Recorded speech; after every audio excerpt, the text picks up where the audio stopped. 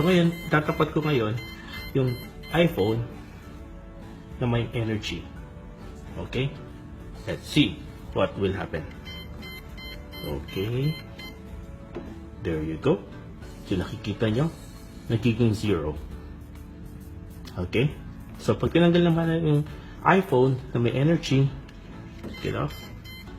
Okay. Wow.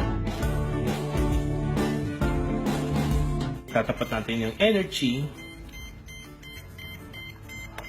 na nakadikit sa iPhone. Nakikita nyo, nawawala. Tanggalin.